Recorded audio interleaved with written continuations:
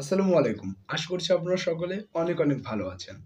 দেখুন, প্রতিটা মানুষ যে কাজই করে না কেন, ওই কাজের উপরে তার অবস্থান আমরা যাচাই করি। ফর এক্সাম্পল যে ড্রাইভ করে, তার ড্রাইভিং স্কিল দেখে আমরা জাজ করি তিনি কতটা ভালো একজন ড্রাইভার বা যে রান্না করে তার রান্না খেয়ে বা তার রান্নার গুণান্বিত হাত বা তার রান্নার স্বাদ দেখে আমরা যাচাই করি তিনি কেমন রান্না করেন। আবার দেখুন বিভিন্ন কাজে যেমন একজন শিক্ষককে যদি আমরা জাজ করতে যাই তাহলে দেখব তিনি কেমন পড়ান, তার পড়ানোটা আমরা দেখব। অর্থাৎ আমরা যদি কাউকে জাজ করতে যাই তাহলে আমরা তার কাজকে জাজ করব। তার কি কাজ? সেটা জাজ করে আমরা তার কাজ নির্ণয় করব। ঠিক তেমনই ভাবে আপনি যদি সামগ্রিকভাবে মানুষকে জাজ করতে চান বা মানুষের অবস্থান নির্ণয় করতে চান, তাহলে আপনি মানুষের মূল যে পয়েন্ট অর্থাৎ চিন্তা শক্তি, সেই চিন্তা শক্তির উপরে বিশ্লেষণ করতে পারেন বা মানুষের চিন্তা শক্তির উপর ভিত্তি করে তাকে জাজ করতে পারেন। কিভাবে এটা? দেখুন, সাধারণভাবে যদি আমরা সকল প্রাণী দেখি, লজিকের ভাষায় এভাবে বলা হয়ে থাকে যে, অ্যা সকল প্রাণীর ভিতরেই জীবনবৃত্তি আছে বা জীববৃত্তি আছে। কিন্তু মানুষ এক্ষেত্রে বিশেষ বিকজ মানুষের আছে বুদ্ধিবৃত্তি।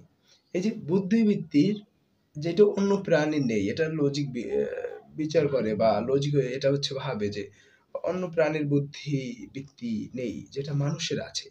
মানুষের এই বুদ্ধিবৃত্তি আছে বিধায় মানুষ চিন্তা করতে পারে। তাহলে আপনি যদি মানুষকে জাজ করতে চান, তাহলে মানুষকে জাজ করবেন তার চিন্তা শক্তি দিয়ে। এরিস্টটলের যে লজিক আছে সেই লজিকের আলোকে এটা বললাম। আমার কাছে এরিস্টটলের দর্শনটা বেশ ভালো লাগে। সেজন্য আমি এরিস্টটলের দর্শন দেখি বা জানার চেষ্টা করি। এখনো আমি অতটা ভালো জানি না। বাট একসময় আমার লজিক ছিল। লজিক আরকি একাডেমিক কারিকুলাম এর ভিতরে লজিক পড়াশোনা করেছি। সেখানে তো অত ভালোভাবে আরকি আ লজিকটা আরকি বোঝানো হয় না বা পড়ানো হয় না। একাডেমিক একদম সীমিত সিলেবাস আকারে থাকে। কিন্তু লজিক আরো অনেক বেশি বড়। সেখানে আমি ছোট্ট একটা আরকি বিন্দুর ভিতরে আরকি আছি। সেই বিন্দু থেকে আরকি কথা বলার চেষ্টা করছি। সেক্ষেত্রে দেখুন, আপনি যদি মানুষকে জাজ করতে চান, সেক্ষেত্রে মানুষকে কিভাবে জাজ করবেন? মানুষের চিন্তা শক্তি দিয়ে।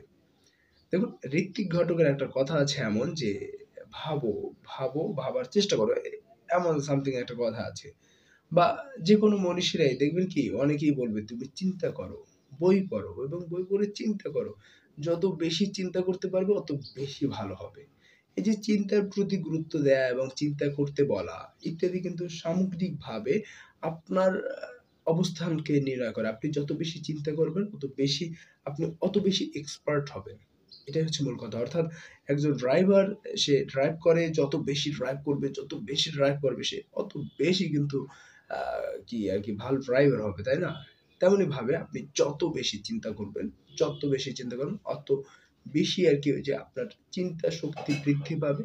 ঠিক তেমনিভাবে চিন্তা শক্তি বৃদ্ধি পাওয়ার ফলশ্রুতিতে দেখা যাবে যে একটা অবস্থান তৈরি হবে, যেখানে মানুষ আপনাকে জাজ করতে পারবে যে না এই মানুষটা এই দিক থেকে ভালো, ভালো চিন্তা শক্তি আছে। তিনি হতে পারে দার্শনিকও হয়ে যেতে পারেন।